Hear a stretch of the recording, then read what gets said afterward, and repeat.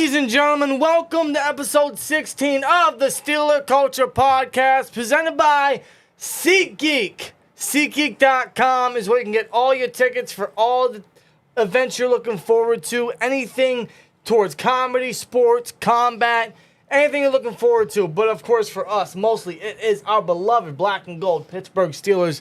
Guys, SeatGeek is the only place you guys should be getting any of your tickets for any event you're looking forward to, especially if you are a Steelers fan and you're looking forward to getting any tickets for any Steelers game this season, which could include the home opener for the first time in how many years? Almost a decade, maybe even more than a decade. I forget the exact number of years, but for the first time in a while, since 2014 to be exact, the Steelers will be opening in Heinz Field, and you guys can get your tickets at SeatGeek.com. And here's the best part. You can put code SteelTwins at checkout to save $20 off your first SeatGeek purchase and save yourself some money. So you can still go to the Steelers game and save a couple bucks in the meantime. Again, that's code SteelTwins at checkout. SeatGeek.com. Thanks to SeatGeek for sponsoring today's episode of the Steeler Culture Podcast. This is episode 16. How is it going, Steeler Nation? What is going on? How's everyone doing on this Sunday night? This Sunday night, we are 7 Sundays away from the home opener against the San Francisco 49ers, as fearful as that sounds. But that is 7 weeks away until we can see meaningful Steelers football. But in less than 20 days from now, in less than 3 weeks, we'll open up against the Buccaneers. Yeah. For preseason. But before that, we get to training camp. And when is training camp? This Thursday, in which players get to report to Latrobe, to Steelers camp, to the 2023 Steelers training camp this Wednesday. July 26th to be exact. That is when Steelers players can report to Latrobe, and thus, ladies and gentlemen, I think the offseason is over. I think Steelers football has returned. I think last week was the final week of non-Steelers football. Now we can get every week news of the Steelers related to training camp and players development and some extra excitement going into what is already going to be an exciting Steelers season. Hey, you already know, man. As we see how advanced this very young team can go and what they can do and what promise they could show for years to come, man. So it's very exciting. So how are you guys feeling about training camp coming this Wednesday and Thursday to be exact? So we're going to talk about training camp and a little preview ahead of everything that we're mostly looking forward to for training camp, which includes training camp battles, who could step up, who could be the standout, who could be the George Pickens of this year, and most importantly, and what we're most likely looking forward to is, what will Kenny Pickett look like in year 2? Yes, of course. As he will be getting all first-team reps compared to last year, where I believe he started as the third stringer. Yeah, he had to work his way up, which is understandable. Yeah. But this time around, no siree. This man is the starter. This is his team. So that's going to be exciting. He's going to be getting first-team reps all camp. That's going to be fun to see. Yes, it is. That's going to lead to a lot of speculation, a lot of news, a lot of interest towards our guy, our quarterback, proudly, Kenny Pickett, number 8 of the Pittsburgh Steelers, man. Before we get into that, we got a couple things we got to shout out, which is, if you guys have been looking on our Instagram, on our Twitter, and, of course, in our community tab, we've been shouting out that we are giving away a Le'Veon Bell signed Pittsburgh Steelers jersey that has been in our closet for a number of years now. It's just been sitting there. It's been in this plastic cover, so there's not really no dust being collected. It's clean. It's fine. It comes with a certificate of authenticity. It's clean and pristine. It is. And I feel like there's no better time than any to give away a Le'Veon Bell signed jersey, being that he did apologize to Steeler Nation for walking out on us and for declining not 1 but 2 contract extensions that were made him the highest paid running back in the league. And thankfully, he turned it down for the Steelers' sake. Yeah. But no better time than now to give it away. So we're going to announce the winner of that right now. You guys had all week to get your entries in. And we had, 225 total entries, which is equivalent to 23 total users. And for you STN members, I don't know if many of you guys seen this. For your STN members, you guys had a secret code you could put in to get an extra 10 entry points, which gives you a better chance of winning this jersey. And for those that didn't know, the secret code was, of course, Le'Veon Bell related. It was JUICE. But the giveaway is over, and we're going to announce the winner now. So shout out to everyone that put in the entries, everyone that participated. We thank you guys, and good luck to everyone. And you guys can look forward to more of these coming as the season progresses. And for you STN members, we've been saying it for the past couple weeks, the Marquise Pouncey signed jersey giveaway and this $50 Steelers Pro Shop gift card, if I can pick it up, will be included. And, we've been contemplating how we're going to do the giveaway. We might be doing something similar to what we did with the Bell jersey giveaway. But in reality, it's for STN members. You guys are already paying $1.99 a month. So why have a little entry type of thing when we could literally just take out all the members, put it in a random generator, and pick one winner? Yeah. You guys are already paying $1.99 a month. That's so much more simpler. So much more simpler, and it's a lot easier for everyone to participate. So Yeah. that's what we're going to do, and the winner of that will be announced next week. But hey, if any of you have not joined STN yet, if you want an opportunity to win a $50 Steelers Pro Shop gift card and a Marquise Pouncey autographed jersey, definitely go ahead and join STN today. It's only $1.99 a month, damn near free. More emotes are coming as the season comes, and more giveaways will be coming for you guys. It's not officially listed in the details because YouTube will not allow that. We've tried on several occasions, but that will be coming for you guys very often. But we are going to announce the winner of this Le'Veon Bell signed jersey giveaway. So I'm going to hit pick winners, and the official winner. Let's see. I'm not doing no drum roll. No, please don't do a drum roll. Oh. We're not doing that. Can you find it? Yes. All right. We're live, man. Come on. I know. Hold on. This is new to me. I should have experimented. But I don't want to hit the button and see the winners. Yeah, so. I get that. All right. Pick winners. And the winner is...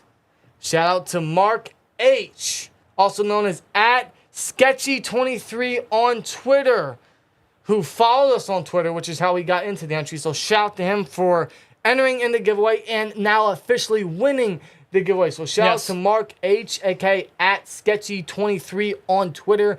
We will send you a DM on your Twitter to get your shipping info so we can ship this out to you ASAP for sure. So again, thanks to everyone that entered the giveaway, and shout out to Mark H. @Sketchy23 on Twitter for winning the giveaway. So, yeah, you know what, Mark H., congratulations on the giveaway, man. yes, and you will be getting this Le'Veon Bell signed jersey, which has been getting controversy throughout the week. We've seen you guys' comments, and we understand the frustration. We get the undesire for Bell. We get it.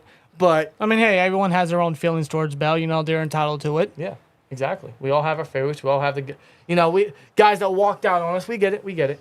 But, again, shout out to Mark H. @Sketchy23 on winning the giveaway. You guys can expect more throughout the upcoming months, and especially for you STM members, more exclusively for STM members. So thank you for that, and we'll get you guys shipping info so we can get that shipped out to you ASAP, hopefully in the morning. But let's get into episode 16, where we're going to talk about Steelers training camp. But first, we got to talk about the big news that came out this week, which was the extension of one Alex Highsmith. Yep. And you can tell by the smile on our faces, this is a brilliant extension. We knew this was going to come sooner rather than later. You knew he was putting it on the back burner for off-season reasons. But just like last year, right? Just like last year. And this is why we had full confidence he was going to get it done soon. Just like last year, before preseason even hit. Minka, Johnson, Boswell, all extended. And before even training camp started, we thought, oh, he'd get it done before preseason. He got it done before training camp. Yeah. He signs Alex Highsmith to a 4-year extension. Yeah, Omar Khan just continues to show this man is not playing around. No, he is not. A 4-year, $68 million contract extension. And the best part, only $27.7 million guaranteed at the signing.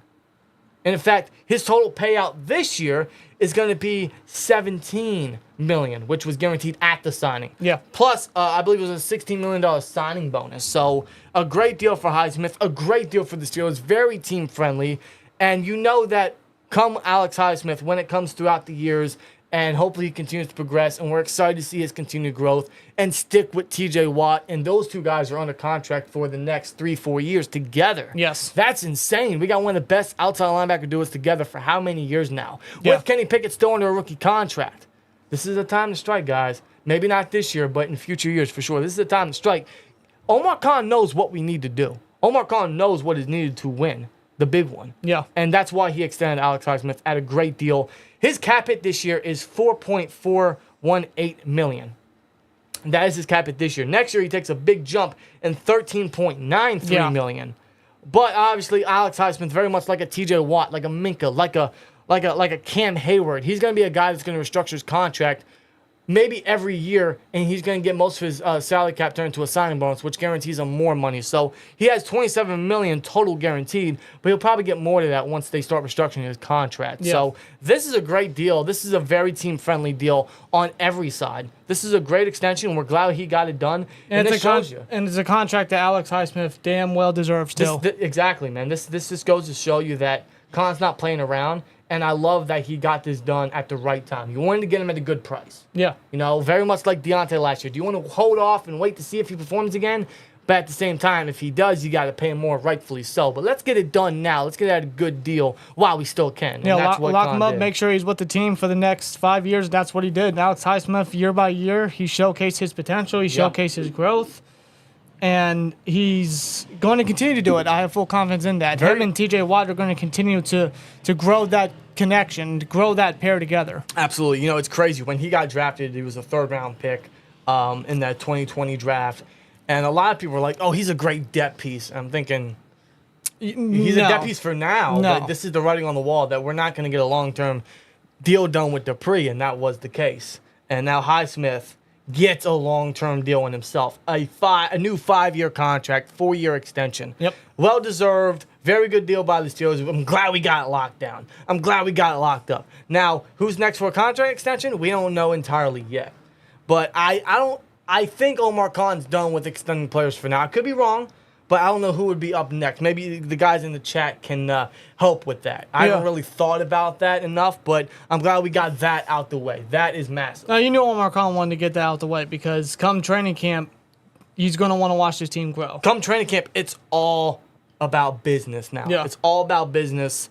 We got guys under rookie contract. We got our guys solidified. There's no contract talks. There's no distractions. There's nothing holding us back in training camp. It's basically business. It's straight football. It's all about how can we improve? How can we build as a team? How can we dominate this year? How can we showcase our true potential with a young quarterback in Kenny Pickett? And I think that's a great way to start off this training camp discussion because, truthfully, like that is the biggest viewpoint when it comes to the Steelers training camp. There's a lot, and we're going to talk about most of it, but most importantly, you know, the biggest, the guy that's going to have the most eyes on him is Kenny Pickett because he is first rounder last year. He's coming into his second year. He is now going to get all first team reps this year. There's no more third or second string quarterback talk.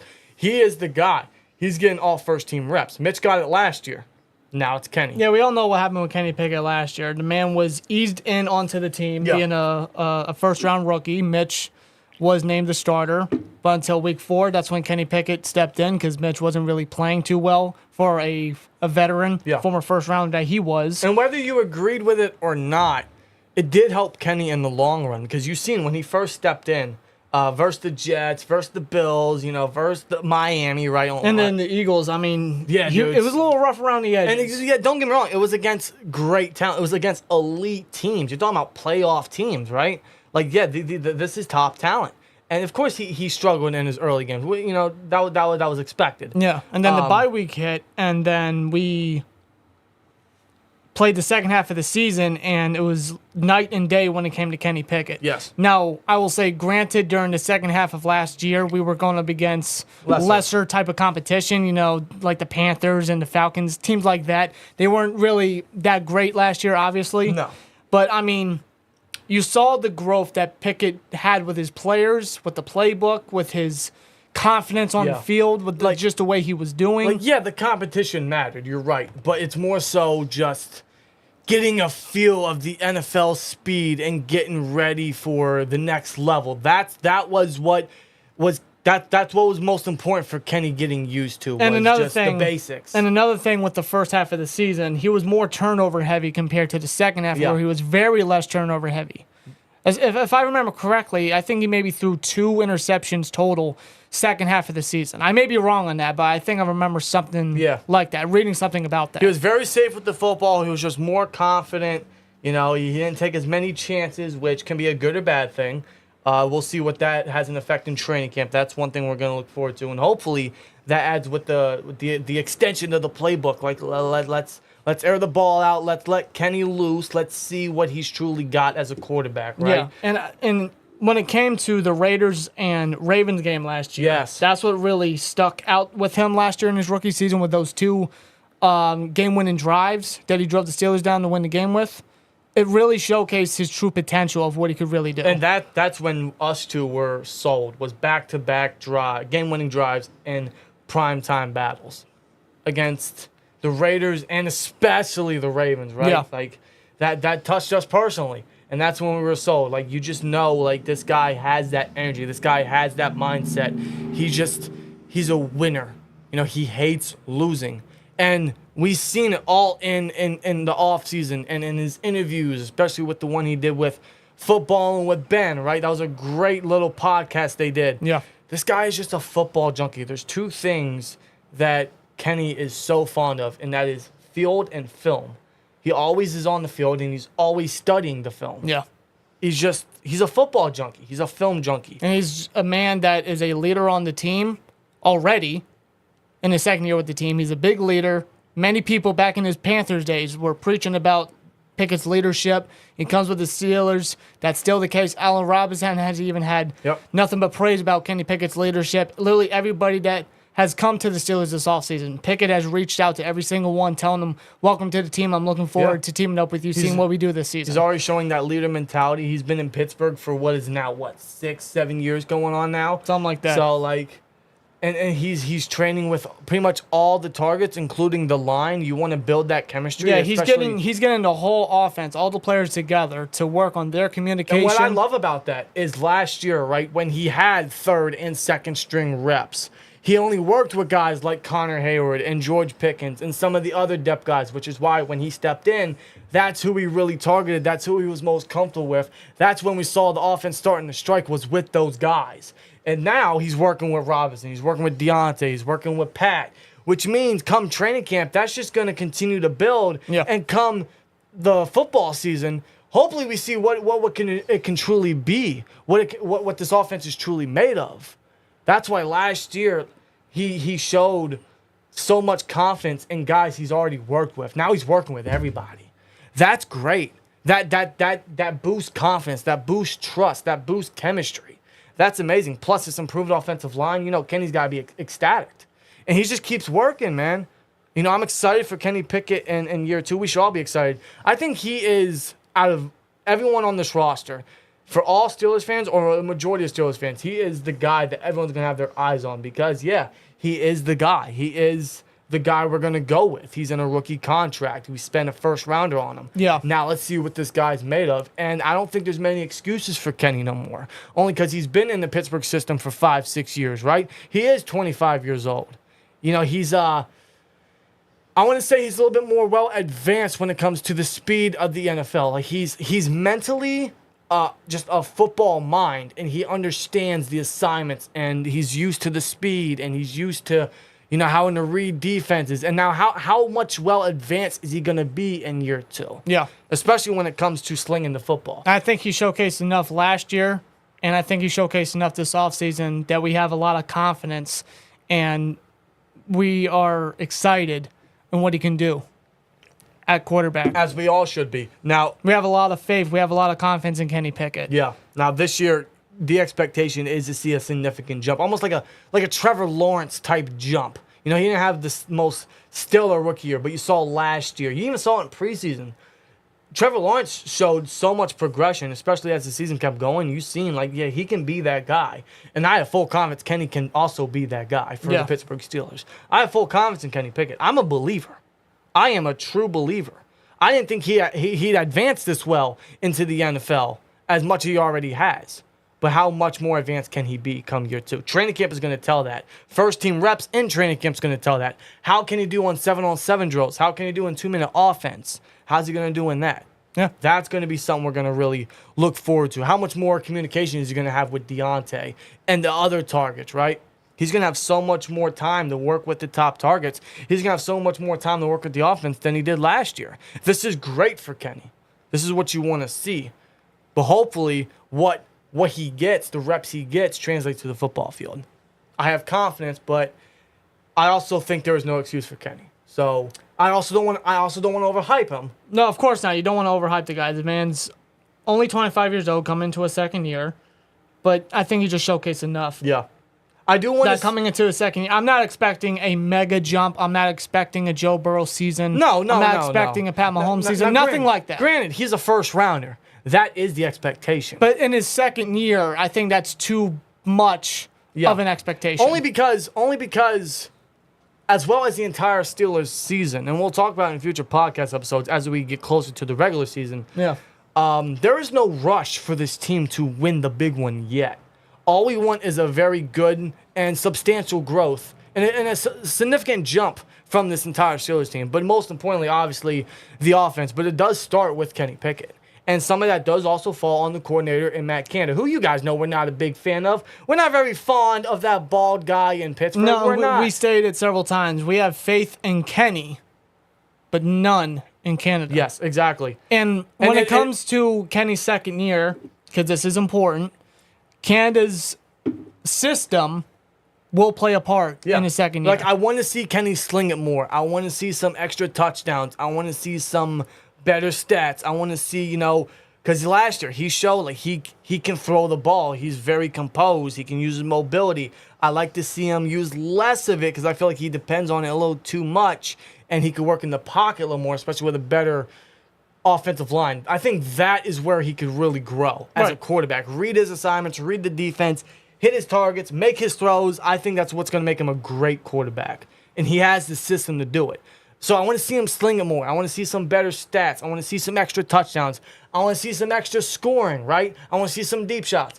But some of that also does fall on the coordinator to scheme that up and benefit the offense in general. Yeah. And benefit your quarterback. Because if you can't benefit Kenny, you can't benefit the offense. There is a reason Matt Canada is back, and it's because Art Rooney II, our president, our owner, said, I don't want to throw a bump in the road in the growth and the connection of Matt Canada and Kenny Pickett. That's why Matt Canada is back, because he doesn't want to harm Kenny's growth by having another coordinator in. I think that's bullshit. We think that's bullshit. He feels like he doesn't want to tarnish the chemistry that they could provide. But that's why he's back. So, but that's not a good enough reason. I'm sorry, it's not. It's not. I agree. But because of that, Kenny has to step up, and there's no excuses for him. But, of course, Canada has to step up. Canada needs to aid in the man's development. Yes. Because that will factor in Pickett in year 2. And that is where, in the training camp, is where we're going to start seeing the beginnings of that. Yeah. So it may not translate immediately into the NFL season, but that training camp is when we're really going to start seeing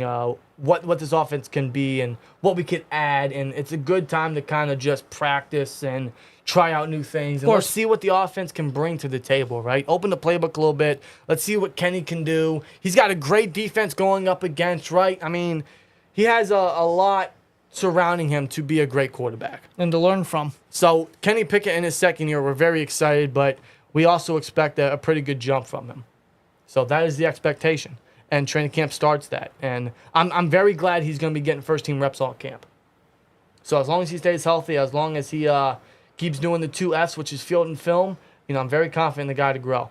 And I can't wait to see him in preseason. Let's see what he can do. Yep. We saw what he did last year, and once we see him in preseason, we can kind of see, hey, he is looking better. He is improving on that. Like, yeah, this is what we saw last year, but, man, you see what he's added now. I hope that's what we can see. Yep. But after that, I mean, obviously there are some training camp battles to talk about, and there's a lot more than you would think. Now, most of it is depth-related. Which ain't a bad thing. No, it's not. It's not a bad thing entirely, and it goes to show that Omar Khan loaded a lot in free agency, mainly on a backup standpoint because he's trying to fix up the depth. Because last year, depth had like interior offensive line, interior defensive line, cornerback, stuff like that wasn't really that great. No. It was pretty bare. Yeah, I mean, our depth was just rough. And we really had no choice but to stick with the guys that we had. Yeah. And it showed. And that's why last week when we talked about Khan's first offseason, and here he is just, ending his first offseason by extending Highsmith, right? Just cherry on top of this great Sunday that we're talking about he built the team. He built the depth. He improved many positions, right? And yes, Devin, we do see Kenny taking any snaps in preseason. Of course he is. He may not play the first game. I don't know. But he's definitely going to play the second or third. He's definitely playing. There's no doubt in my mind about that. But, I mean, he did bring in a lot of additions, did Khan. It's going to be exciting to see what Allen Robinson could bring. Let's see Sayamalu in the starting offense. He's going to be an improvement at left guard. Cole Holcomb, and Landon Roberts. I'm excited to see what they can bring to the linebacker core. Yeah. Because you can look back at the linebacker core last year and know what they lacked, which was aggression and downhill striking and just run-stopping ability, veteranship, experience, all that stuff. Aggression. He fixed all that in these two players. So I'm excited to see what they can bring and what they're going to do in camp. And the back-on-backers drills, we're going to see what they can do, absolutely. Marcus Golden, great addition for the edge group. You know, when Watt's out, we're going to see what he can bring to the table, if he can still bring that level of impact. Yeah, of course. Patrick Peterson, what's he going to bring to a very young secondary core, right? That's going to be exciting. Same thing with Keanu Neal. Safety is something we're really going to look forward to is because Keanu Neal and Casey, I don't know if that's going to be a strong safety position battle. I think Neal could be the guy schematically, but that's going to be something that they're not just going to hand out to anybody. No, of course not. So that's going to be fun. Another guy is Hakeem Butler. Could he sweep the rush spot from maybe a Miles Boykin or a Gunnar Olszewski? Could that happen? Yeah, after having a big performance in the XFL with the Battlehawks, St. Louis. 7-8 touchdowns? He led the league in touchdowns. Something like that, yeah. Of course, D-line. Brandon Fioku.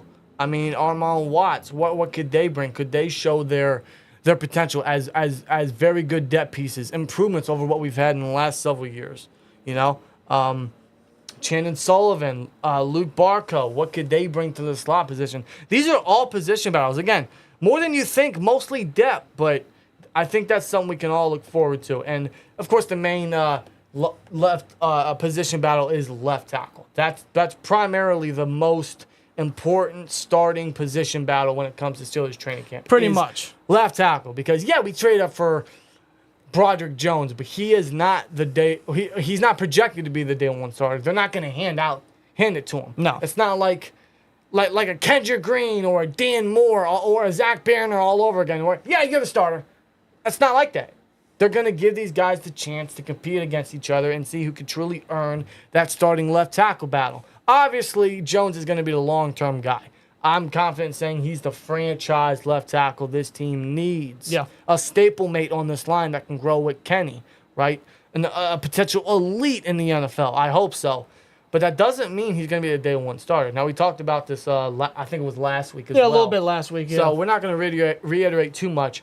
But, Broderick Jones is not the most polished. He is raw. He doesn't have a lot of experience, which could lend Dan Moore to be the starter. But at the same time, if Broderick Jones does outperform Dan Moore, there is no reason he shouldn't be the day one starter. I don't care if he's going against Myles Garrett or a Nick Bosa. No, I will say. Or a, what's his name? From the Raiders. Oh, I'm going to say Chandler Jones is on his side. There you go, Chandler Jones, yeah. maybe a Mac. Elite pass rushers. Yeah, that is scary against a raw rookie left tackle that you trade up for. But I don't think that's a negative, especially when you look at this team and there's no rush for anything. No. I personally feel... Why do you think the Steelers traded up for Broderick Jones? Because Dan Moore wasn't doing his job. Because Dan Moore was getting Kenny killed. And not just him, many guys on the line, especially on the left side. There's a reason they traded up for one of the best tackles in the draft. The best remaining tackle in the draft. So if he outperforms Dan Moore, he shouldn't be sit just because, oh shit, he's going up against Nick Bosa week one. Yeah. And if he struggles, if he's a starter and he struggles, that's not a bad thing because the guy can work from the best that he's going up against. He can learn. The guy can learn from his early mistakes, which is great. And as a matter of fact, in training camp, all camp, he's going up against the best in the league. TJ Watt, Alex Highsmith. That's going to prepare him for top competition. That is a great little preview for what Broderick Jones can get into. That's going to speed him up to the NFL game a little bit. I think that's great. There's a reason they traded up for him because Dan Moore wasn't doing his job properly. Now, if you put him as a week one starter and Broderick Jones was outperforming him, that's only going to hurt Kenny. And that's only going to hurt Broderick Jones because you're not throwing... It is throwing him into the wolves, but I think it could be very similar to like an Andrew Thomas situation if that is the case. Right. It could not be. He could very well showcase that, hey, he can go up against the top already in the NFL. I doubt that. That's not my expectation, not early on with how raw he is. But if he does, that's great promise. That's great potential. And he has great previews in camp, all camp, right? But if he does look weak, if he does show his rawness, it's not a fear. It's not something to panic over. It's only going to better him earlier on than what it would do if you benched him. That's how I feel. Yeah, of course, and I agree with you. Now, I will say this. If Dan Moore outbeats Yes. Broderick Jones, then Dan Moore deserves that role. You're not going to give Dan Moore the role because Broderick's a raw rookie. You're not going to do that. Yeah, you're going to give Dan Moore the starting role. You're going to give whoever wins that battle the starting role. You're not going to give Dan Moore the role because he's more experienced. It's as simple Or you're as not that. going to give Broderick the role because we traded up to get him. No, you're going to give the man that is the better left tackle in training camp and preseason the starting position. Exactly. If it's Broderick, cool. And if he struggles a little bit, let's not worry about it. The guy's still young. The guy's going to grow. The guy's a freaking man that wants to get better. But if it's Dan Moore, it's not a big deal because Broderick can still learn under our offensive line coach, and he can still develop behind Dan Moore. Now, I don't expect Dan Moore to remain the starter for too long anyway. No, he's not going to be a starter all year. He's not a full season starting tackle anymore. If he outbeats Broderick Jones week 1, then he's not going to start all year. It's only going to be a matter of time until Broderick Jones comes in. And that's not a knock on Dan Moore. That's just how I see the Steelers operating. Very similar to what they did with Kenny, right? But whoever doesn't win the role, right, you can still use them as extra linemen for short yardage, goal line situations. Exactly. So it's not really a negative if one guy doesn't win the job; they can still be used. They're also going to be they're going to be like an extra tight end in goal line situations, right? They're still going to get their feet wet there. They're still going to see some playing time, just not in the starting role immediately. Whoever is the depth piece. So that is the most important position battle. Is this left tackle position battle? That's the most one I'm looking most forward to. And we preached it. A lot of Steelers fans preached it all offseason, man. You got to trade up for a tackle. You got to draft a tackle, and that's what they did. So based on that, this is what I'm most looking forward to when it comes to position battles. Yep. Now, the next one after that is, like we said, safety. I don't know if there is a proper position battle. They could give it to Neal. They could give it to Casey. They could have them battle out.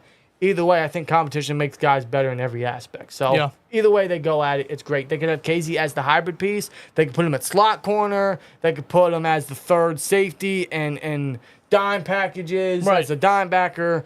They could use Neal for that. I don't know. These guys are very interchangeable, and they could benefit either way, right? These guys are very versatile in their own right. Yeah, which, I mean, could very well work out for the Steelers in both ways regardless. Because Casey, he's a versatile piece. Wherever the ball is, he's going to be there. He showcased that a lot when he stepped in preseason and regular season. They all have a lot of starting experience, a lot of playing experience against top competition in the NFL, and they've performed at a great level. Yeah. So whoever is the starting strong safety, I think it's Neal. Could be Casey, but... Yeah, because Neal fits more in the scheme matter. Exactly. But you can still use Neal in a versatile way because he did play linebacker a couple times with the Cowboys. Exactly. As a matter of fact, wherever KZ went, Neal went. Because both of them were part of the Falcons, and then both of them joined the Cowboys. Now they're both a Pittsburgh Steelers. Yeah. So, they have that chemistry as whether one guy's a starter, one guy's a backup, they have that bond. They have that connection. Yeah, exactly. So it's like whoever wins, it's like no hard feelings because we can always find a way to work out. Yeah, they're going to benefit each other. They're just based on that history and that chemistry. Yeah. Touching back on offensive line, how about the backup interior offensive line position battle? That's something a lot of people aren't thinking of is, who's going to be our backups? Who's going to make the roster? Who's going to be the backup behind Sayamalu and James Daniels and Mason Cole, right? Obviously, that's going to be up for grabs by Nate Herbig, Kevin Dotson, Kendrick Green, Spencer Anderson, guys like that, right? Yeah, when it comes to interior offensive line, there's a lot of bodies that are going to be battling for a roster spot there. Now, very much like why the Steelers trade up for Broderick Jones, there's a reason they signed not one, but two interior offensive linemen, guards, in free agency, and Sayamalu and Nate Herbig. They got their new starter, and they got their new backup. Why? Because our starters and our backups sucked. Yeah, Dotson underperformed compared to a rookie season where it was nothing but promise. He stepped in. Granted, he was a right guard rookie season, but... And I'd rather not talk about Kendrick Green. We all know. Yeah, but what a disappointment. They both were big disappointments. Big disappointments completely. And there's a reason. We experimented, we tried, and they didn't adapt. And there's a reason why they went out and got two free agent interior offensive linemen, right? to improve each position as a starting gig and as a backup gig. And Nate Herbig can play everything on the interior offensive line. Yeah. Left guard, center, right guard. Spencer Anderson can do the same thing. They drafted him in the 7th round. I wouldn't be surprised if he beats out either guy for a roster spot as that extra interior backup. Now, I'm not saying Kevin Dotson and Kendrick Green couldn't make the roster. No, I mean, there's always that possibility that they do save their roster spot and make the team. And that's the hope. We hope for improvement. That's all we ask for anybody in the But there is world, a right? reason why they picked up Herbig, who's a versatile backup, and drafted Spencer Anderson, who speaks nothing of versatility. That speaks on of offensive line. That speaks of lack of faith, lack of trust in who the Steelers have depended on for how many years now. And how can you depend on them, even as backups? Exactly. How can you depend on them? After Kenny had 2 concussions last year, he's supposed to be your franchise for the next however many years. There's a reason why they did this is the reason why Khan and company did what they did this. So I think the writing's on the wall, honestly. But they're obviously going to keep them for camp as camp bodies and for competition, and we're not going to roll anything out, truthfully. But I do think Nate Herbig's going to take not 1 but 2 offensive line jobs because he's that versatile. Spencer Anderson could do the same thing. I still think Kevin Dotson could be a good trade candidate because of his last year's rookie contract and his starting experience. Some guard-needy team's going to throw a flyer at him. Why not? Depending what happens in training camp, depending on what players kind of don't show up and perform, or injuries could happen, something like if a team's desperate enough. And the Steelers, man, after preseason, after training camp, they've always done some late little trades as final cuts happen. So anything can happen at any position. Yeah. But with the backup interior offensive line position, that's important for depth reasons. Depth's very important, especially on the offensive line. And sometimes our depth was actually better than our starting lineup the past couple of years. Shout out to J.C. Hasenauer, who's now with the Giants. But especially this year, I think it's improved drastically. And it's going to look most forward because that's who we're going to see mostly in preseason is the backups. Who can really show what they can do as depth pieces, and if we can trust if a guy goes down. So that's what we're going to look most forward to when it comes to that from a depth aspect. Defensive line, like we mentioned, Brandon Fijoku, Armand Watts. Let's see what Keanu Neal can do. How could Loudermilk fit his role? Same thing with DeMarvin Leal. It seems like coming into his second year. Yeah, he has many. He can play edge, interior defensive lineman. He can play alongside Hayward if he had to. And when I look at the D-line depth with Armin Watts, Leal, Loudermilk to a degree, and Brandon Fijoku, and even Montravius Adams. Yeah, that's true. He was our starter last year. They speak a lot of versatility when it comes to the D-line because let's be real, and I've stated several times, the D-line is getting older. Yep. We do have Hayward, although he's an ageless wonder. He ages like fine wine. We signed Larry Ogunjobi to a 3-year extension, and we drafted Keanu Benton. But I really like how many more bodies we added, right? Alualu, he hasn't officially retired, but he's done. We still have Adams. We brought in Benton. We brought in so much starting experience at the defensive tackle position and the defensive line position. Not a lot of household names. Not a lot of true starting guys. They're very much like a Montravius Adams as depth pieces who could fill in as starters if he has to, as rotational depth pieces. But who could step up the most? Who could really improve that position the most? And quite honestly, take that primary backup because Chris Wormley, he was our primary backup for quite some time, and he's still a free agent. He's still out there waiting to be signed up. Yep. And we haven't brought him back yet. I don't know if we will, but this is a big opportunity for either of these guys to kind of take that primary backup role, and that could be a guy like Leal who's looking to get a bigger role on the defensive line. That could be with his Loudermilk. versatility. That could be Loudermilk. That could be Fijoku. That could be Watts. That could be Benton, who's strictly going to play interior defensive lineman for now. But that's to get his feet wet. Yeah. Terrell Austin's already said, what his plans are for Benton to get him eased into the NFL before maybe playing alongside Hayward, maybe before playing all 3 downs. I don't doubt that one bit with Benton. That's how good this draft class is. Yeah. So, slot corner. This is arguably the most needed position on the Steelers defense right now because slot corner is so quintessential to our defensive success, to Blitzburg. Yeah. And we don't have a slot corner. And this year we will be going up against some of the top receivers that play in the slot. Some of the best receivers, man, with our schedule. Yep. A lot of Debo, right? We got Tyler Boyd in the division. Odell could see some slot time. We got who else is there? We got Elijah Moore, the Browns just added, right? Yeah, they did. I mean, good grief. Cooper Kupp for the Rams. Yeah, do we face the Rams this year? Yeah, we faced the Rams after the bye week. Wow. Yeah, we got some top The competition. Jaguars, man, the receivers that they got, they added Calvin Ridley. Yeah. Oh, they did get out Kevin Ridley. Wow. So, yeah, slot corner is very important. We don't have a true starting guy. We have Chandon Sullivan, who's the most experienced slot corner, but that doesn't mean he's going to be the starting guy. Or even a reliable guy at that. So, could we put Casey there? There's rumors Patrick Peterson wants to get moved around. The Steelers will gladly do that, especially with Joey Porter Jr. getting his feet wet in sub packages, playing outside when we put Peterson in the slot, very much like we did with Sutton. We put him in the slot, put James Pierre in sub packages outside. Yeah. Now we got Porter to do that. So could we see that going? Could we put our top corner, the most experienced corner, in the slot against the top competition? Do you trust that? There may be times where we kind of have to. I think we should. Maybe forced to. I think we should. Peterson wants it. The Steelers should do it. It's going to bring more bodies onto the field. It's going to get Joey Porter's feet wet. I think it's great. That might be the solution, unless the Steelers make a trade, make a signing for somebody. But we don't know. That could be weeks from now. But what I'm anticipating, and we could.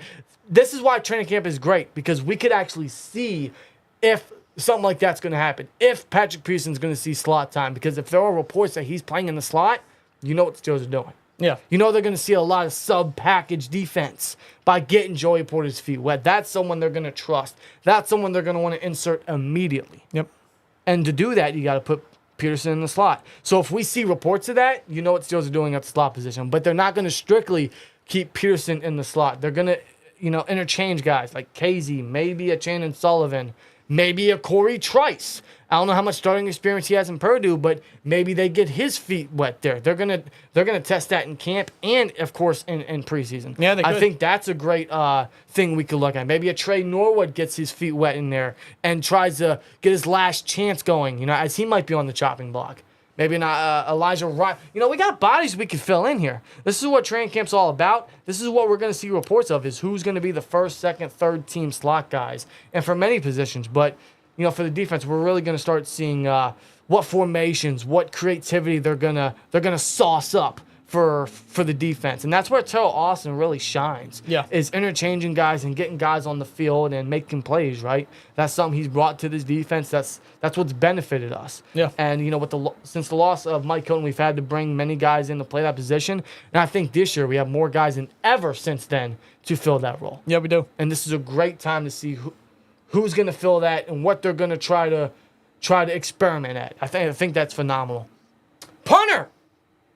Thick boy is not safe. Yeah, Presley Harvin, ever since being drafted, he has been very inconsistent. Very underwhelming. He's had his bonds. He's had his moments. Who remembers the Hall of Fame game against the Cowboys? It was a good first impression. Oh, we marked out. By Harvin, but he hasn't really been consistent with that. Now, granted, he's been dealing with some personal issues throughout his early NFL career, and that does play a factor when you step on the football field. But even last year, that was the excuse after his rookie season. And I don't want to call it an excuse, because personal matters does affect how you 100% affects how you perform on the field. But last year, he just we don't have a good punter. No, we don't. We don't have a consistent punter, and that's very important. We got to pin guys down. We got to help the defense out, right? With this defense, they can make plays. If you pin them down, that's gonna pin them deep. That's gonna pin offenses deep in their own end zone. That can force 3 and outs. That could force the offense in great field position, more points on the board, more a better chance to get down the field. What's the one thing with this offense? Oh, 3 and out, 10 plays here, 10 yards here, 3 yards here, 3. It's just reoccurring. Now, if we get them in good field position, if the offense doesn't take a significant jump, they can still get points on the board. Maybe not like we want to see, but that might help the offense a bit. Yeah, that might help us win more games there. But it all starts with the punter in that situation. Yeah, it does. And Harvin hasn't done that. That's why they brought in a Brandon Mann, the former Jets punter. He's not a massive improvement. If he outbeats Harvin, it's not crazy. I wouldn't say it's a fantastic improvement. Now, if you want to say anything positive about Mann, he's got some reputation, because I remember his rookie year. Well, I don't remember, but I'm just saying his rookie year, he did lead all punters with punt yardage. Yeah. And I believe last year, or it was 2 years ago maybe, he was AFC Special Teams Player of the Week against the Browns. that one time the Jets played the Browns. So, he's got a small, resume of good in him, but I will say this. Punter may not be that big of a deal, may not be that big of a battle, but for Presley Harvin, it's veteran competition that he needs to go up against. Because ever since he really got into the NFL, outside of Jordan Berry, but he was on his way out anyway. That's why they drafted Harvin. Harvin hasn't really had any veteran experience or veteran competition to go up against. No. So this is really the experience he's going up against. And that's the thing with training camp, right? Is you notice that with many guys throughout the past how many years, especially on the offensive line and in many depth situations, they don't have tremendous competition. Thus, they can't better themselves. They're just handed the jobs on a silver platter, like a Kendrick Green, like a Dan Moore, like a Zach Banner, like how many guys, right? They've had just everything given to them, no competition whatsoever, or minimal competition. And you can put Harvin in this category at the same time. Yeah. You can argue that they kept him because they drafted him. Yeah. Maybe they didn't want to waste a draft pick. And Jordan Berry sucked. He was on his way out. Yeah. So you could put Harvin in that category, and you're right about that. The lack of competition, the lack of experience that these guys are going up against, they can't better themselves. No, but now that's what Khan brought to the table at many positions. But yeah, punter is very important. Special teams is very important. Yeah.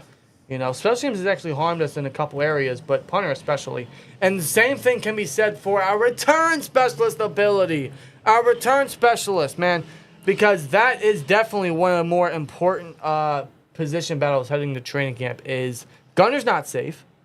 We brought in a Jordan Byrd as an undrafted free agent, a speedster, someone with return experience. Calvin Austin is healthy. He's going to see time in that category. He's going to see time in that role. That's where he's going to get his feet wet, as now we have Robinson to play the slot role. Yeah. So that's where he's going to see some early time on the field, as his first bit of action as a Pittsburgh Steelers is going to be. So between those three guys and someone I may not be thinking of. The only one I could think is maybe Anthony McFarland. Maybe. I could see that. Maybe him. But that's pretty much it. You got some solid competition. You got a handful of guys in there for competition on return specialists because we haven't really had a great return game in quite some time outside of Ray McLeod when he was with the team. He was very solid. He never had a touchdown, but he had some good, returning ability. He was a real solid return specialist, and he still showcases that with the 49ers. Yeah. But then we let him go, and we brought in Gunnar Olszewski, and he hasn't been great. No. And he had competition last year, which was Steven Sims. Sure. But he went. He's now attacking. He's gone. So Gunnar, he got benched for Steven Sims. Remember that? He did get benched. You're right. But now because Sims is gone, Gunnar has his job back, but it's not safe. No, it's not. That's why they brought in, like I said, a Jordan Byrd speedster, a Calvin Austin speedster. And it's weird because Gunnar Olszewski has all these great stats as a return specialist, but translates none of that in the black and gold. Not in the black and gold. I don't understand it. He's not safe, not from a roster aspect. Not only could he be out of a job as a return specialist, he could be out of a job from a roster aspect. Hakeem Butler could take that role maybe. I don't know. Yeah. That's a big body we want to add to this offense for depth purposes, like a big catch radius in him. But yeah, as a return guy, I don't see how Gunnar has a great chance. That's the only way that he stays with the team. Unless, of course, the other guys flop. I don't think Gunnar's making it. Really comes down to who's the best at the position. Simple as that. Yeah, and I'm not going to make predictions who it could be, but I just don't feel confident in it being Gunnar. I don't. His muffs, his just lack of explosiveness, his inability to get some yards. It's just the return game is just so frustrating. Yeah. It's been frustrating for years. The entire chat saying Gunner's trash, Gunner's going, think Gunner gets cut. I have to agree with you guys. We could very well be wrong, but I think Calvin Austin might take that job. I'm excited to see if Jordan Byrd could take it. Very, very, very big shout out to a Jalen Warren last year, right? As an undrafted free agent, swooped the backup starting gig or the backup role from the backup role to Najee from Benny Snell and an Anthony McFarland, right? Swooped that right from under him as an undrafted rookie. Yeah. Now, could another undrafted rookie in a Jordan Byrd or a Tanner Morgan, could they make the roster? This is They went undrafted, but their chance still isn't over. Could an Alfonso Graham make the roster as the third-string running back? Could, what's his name, Monty Potenbaum be the new fullback for the Steelers? Could Connor Hayward not be the hybrid fullback? Could they still work him as a tight end and work him there as the fourth guy? And maybe Potenbaum could be the fullback. I don't know. With his mullet, I mean, he ought to be a he already fits it well with, he fits the injured profile. Yeah. Could David Pearls, an undrafted linebacker, could he fit in that linebacker spot for a roster opportunity? Yeah. Could he battle with I'm not saying Mark Robinson's going to be cut, but could he make a roster spot as potentially like a fifth linebacker if they want to add one of those guys, right? I mean, he's going to have to battle with like a Tanner Muse for a special teams role specifically. Maybe like a Nick what's his name? Kowitsky? Hold on. The former... I know he was who a you're talking Bear, about. he was a Raider, and he was I think it was Falcon last year. I think that's how you pronounce it. Nick Nick Kwiatkowski. Those are guys that are going to compete for specifically a special teams opportunity. Tanner Muse is the front runner for that, but could they battle with him for that as well? I mean, special teams is very important in a lot of aspects, so that's something we're going to definitely have to watch because that's who we're going to mostly see in preseason. There's a lot of these depth pieces, a lot of these guys you may not know now but could make a name for themselves in preseason. Yeah, because every year when it comes to training camp, there tends to be like 2 or 3 at most undrafted rookies that kind of spark some interest. Like, oh, okay, who's this guy? This guy's making plays. He seems interesting. Yeah. So this time around, it could happen again. Happens every year with somebody, at least one. I'm not going to make too many predictions, but I think a guy like Jordan Byrd for a return specialist could potentially take that spot because that's what we need. We need that extra spark. We need that lightning in the return game, honestly. Yeah. And you mentioned punting, plays a part in the defense, putting them in a good position for the defense to take advantage. So can the returnability for the offense. Absolutely. You put them in that position, the offense can strike right there in great position. Absolutely, man. So it works both ways. Who could be the Jaylen Warren this year? Who could be the George Pickens of this year? Who could be the standouts for Steelers camp? I don't know. In fact, I want to leave that to the chat. Who do you guys think could be the Jaylen Warren That's a of good this year? discussion. Who could be the undrafted guy that makes the roster? Who could be the standout like George Pickens was last year? Who could be the standout for Steelers camp? I mean, I really want to lean on Kenny, honestly, but I really don't want to look away from all the other guys, especially some of these rookies. Yeah, of course. We got to talk about the rookies a little bit. I mean, Broderick Jones could just, really showcase how far advanced he is, more advanced than many of us can anticipate. Let's see what Joey Porter can do. He's going to see some first-team reps as the starting corner opposite of Peterson and Levi Wallace. He's going to see some early time there in camp. He might start off with the second and third-team guys, but I think very quickly, especially once the pads come on, he's going to see first-team reps. Yeah, now I do want to note this. When it comes to our entire draft class, Joey Porter Jr. does indeed have yet to be officially signed. He's the only unsigned draft pick we have. I thought he was signed. He's not signed yet, but I don't find that as a big concern. No. I think eventually, even before training camp, could happen tomorrow morning. I don't freaking know. But I do think eventually Joey Porter Jr. will sign his rookie contract. I don't think it's a big deal. You know what I think is going to happen? What's that? It's going to happen Wednesday. Oh, the day of. Think he's going to come in. Sign that contract. Hey, coach, I'm ready to work. All right.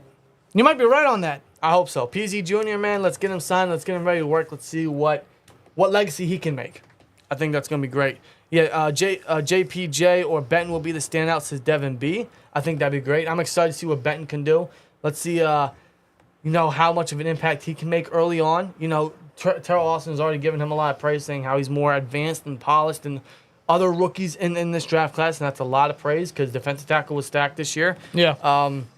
Of course, Nick Herbig, right? We signed Marcus Golden. We're not throwing in Nick Herbig as that primary rotational guy behind Watt and Highsmith immediately, but he's going to see some time there. Yeah. So I'm excited for Nick Herbig. Let's see what he can bring to the table. Back-on-backer drills are going to be very good to see how advanced he is at shedding, at getting to the quarterback, at creating pressure. Same thing could be said for Quincy Roche with his second time around in the black and gold. Could he make an impact there? He looked good in his last camp in his last preseason, which was a couple years ago before we cut him at Final Cuts. Then the Giants took him. They tried to stash him on the practice squad. Mistake. Yeah. So now we got him back. So what could he bring? So this is definitely another second chance for Roche. Yeah. So very much like a two-star skipper or an Ola Daney. Could he do something similar to that? Yeah, he could. He looked good his first time around. What has he done the past couple of years to grow upon that? That's going to be a fun way to It just shows, man, that edge is filled now. And it just goes to how many bodies we have and how many guys we're going to really look at. And these are the guys we're going to see mostly in camp and especially in preseason. These are the majority of the names we're all going to be seeing once Steelers football officially comes around. So that's going to be great. Yep. Ironside linebackers are a sleeper. Yeah, I mean, what could Mark Robinson do in the second time around in his second year? Yeah. You know, he's still new to the position, but what has he learned over the years? Is he a little bit more smart with his judgment and his assignments as he reads defenses, as he reads the running game? Yeah. You know, there were times where he's a downhill striker. He hit those gaps. He got to the running back. Then there were times he's reading the running back, and you know his speed makes up for the running back faking him, but how much has his judgment on how he reads running backs been? And how much he's going to learn from guys like Cole Holcomb and Atlanta Roberts. And how much has his coverage ability grown? Because, you know, that's the only thing we're lacking in linebacker is that coverage guy. Yeah.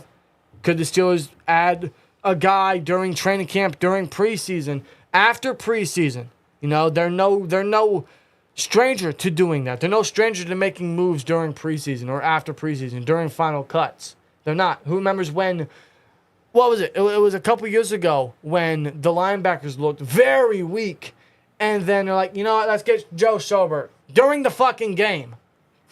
So pretty much. They could do the same thing.